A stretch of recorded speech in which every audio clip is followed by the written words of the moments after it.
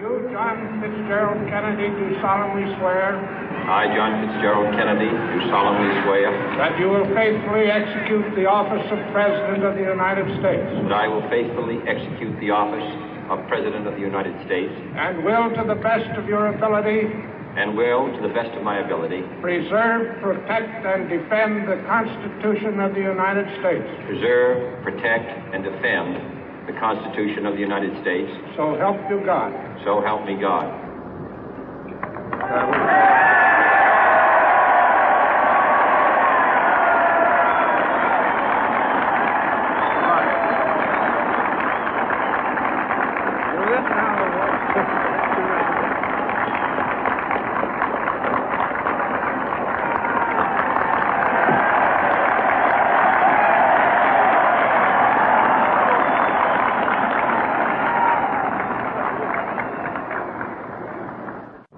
Vice President Johnson, Mr. Speaker, Mr. Chief Justice, President Eisenhower, Vice President Nixon, President Truman, Reverend clergy, fellow citizens. We observe today not a victory of party, but a celebration of freedom, symbolizing an end as well as a beginning, signifying renewal as well as change. For I have sworn before you and Almighty God the same solemn oath our forebears prescribed nearly a century and 3/4 ago. The world is very different now, for man holds in his mortal hands the power to abolish all forms of human poverty and all forms of human life. And yet the same revolutionary beliefs for which our forebears fought are still at issue around the globe. The belief that the rights of man come not from the generosity of the state, but from the hand of God. We dare not forget today that we are the heirs of that first revolution.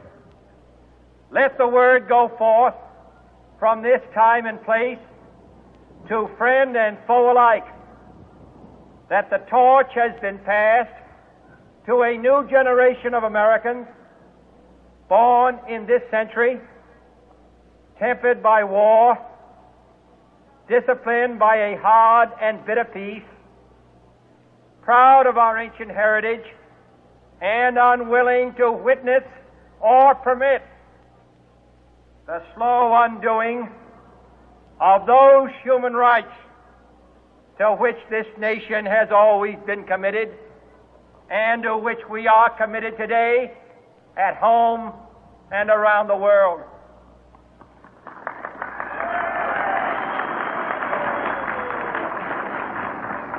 Let every nation know, whether it wishes us well or ill, that we shall pay any price, bear any burden, meet any hardship, support any friend, oppose any foe to assure the survival and the success of liberty.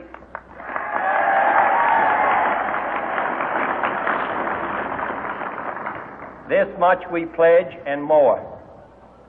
To those old allies whose cultural and spiritual origins we share, we pledge the loyalty of faithful friends.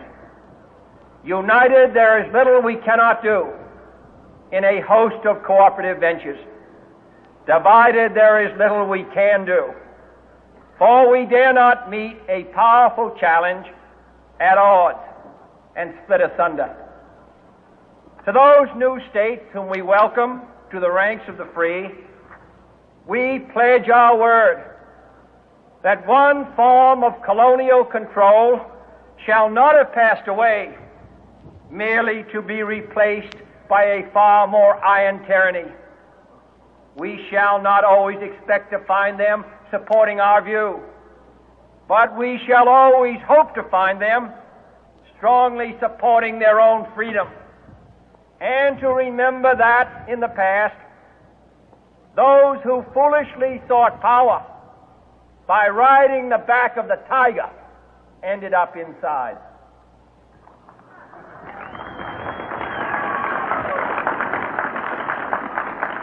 To those people in the huts and villages of half the globe struggling to break the bonds of mass misery, we pledge our best efforts to help them help themselves for whatever period is required, not because the communists may be doing it, not because we seek their votes, but because it is right. If a free society cannot help the many who are poor, it cannot save the few who are rich.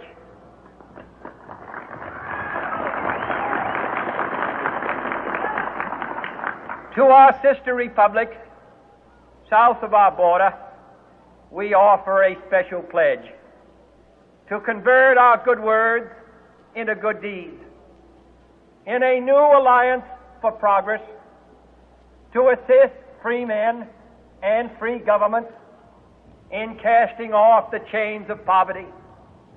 But this peaceful revolution of hope cannot become the prey of hostile powers.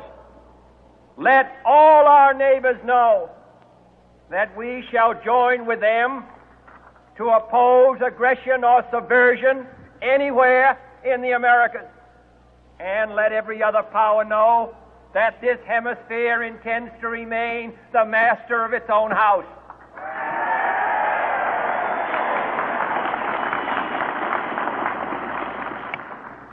To that World Assembly of Sovereign States, the United Nations, our last best hope, in an age where the instruments of war have far outpaced the instruments of peace, we renew our pledge of support to prevent it from becoming merely a forum for invective, to strengthen its shield of the new and the weak, and to enlarge the area in which its writ may run.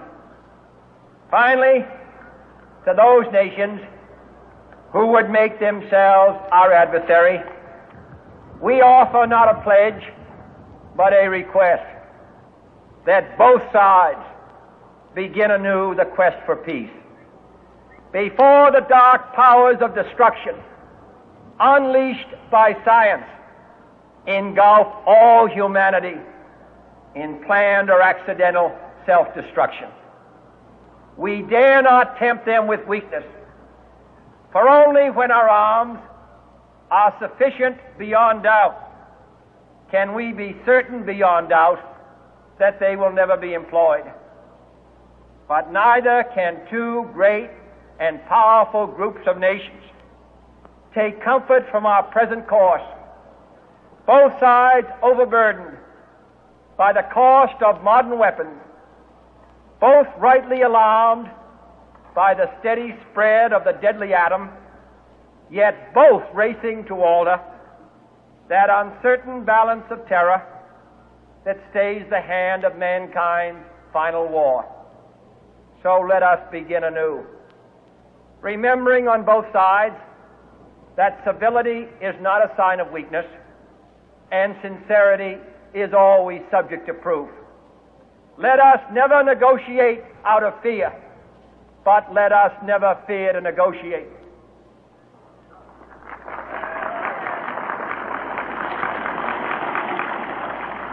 Let both sides explore what problems unite us, instead of belaboring those problems which divide us.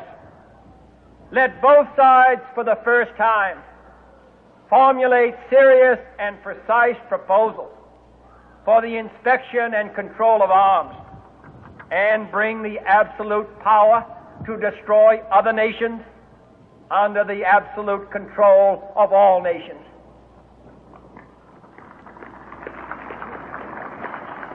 Let both sides seek to invoke the wonders of science instead of its terrors. Together, let us explore the stars, conquer the deserts, eradicate disease, tap the ocean depth, and encourage the arts and commerce.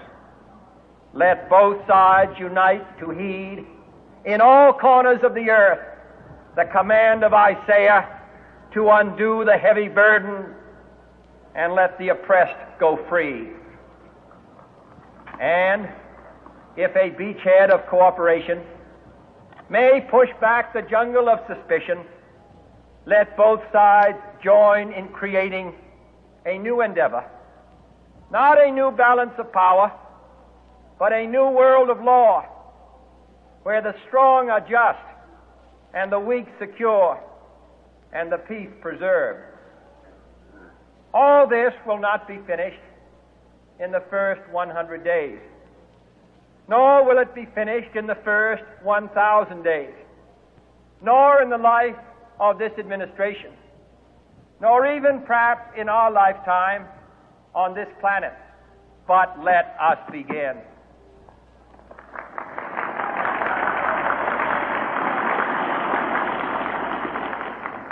In your hands, my fellow citizens, more than mine, will rest the final success or failure of our course.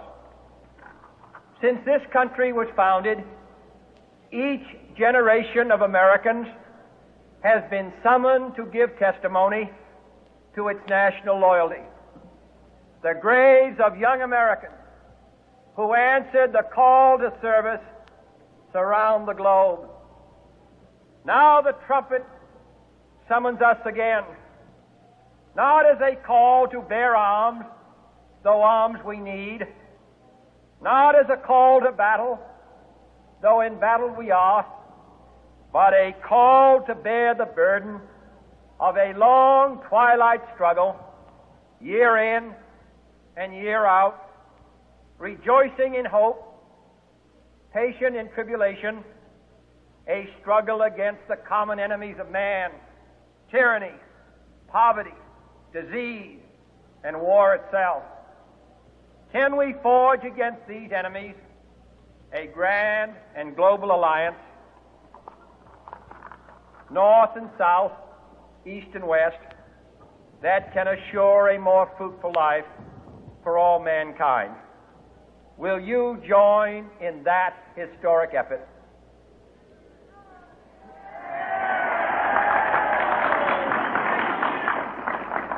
In the long history of the world, only a few generations have been granted the role of defending freedom in its hour of maximum danger. I do not shrink from this responsibility. I welcome it.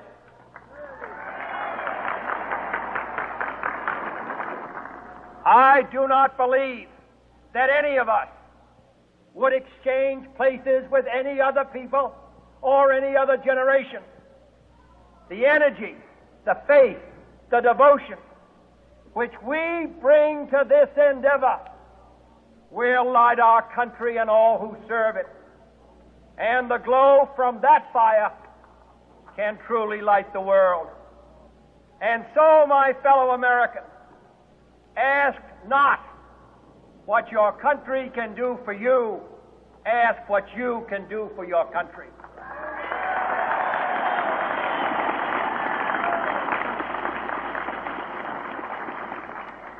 My fellow citizens of the world, ask not what America will do for you, but what together we can do for the freedom of man.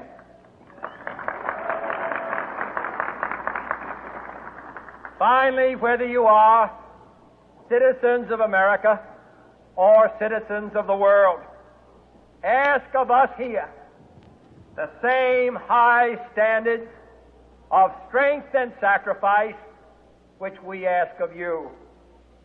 With a good conscience, our only sure reward, with history the final judge of our deeds, let us go forth to lead the land we love, asking His blessing and His help, but knowing that here on earth God's work must truly be our own.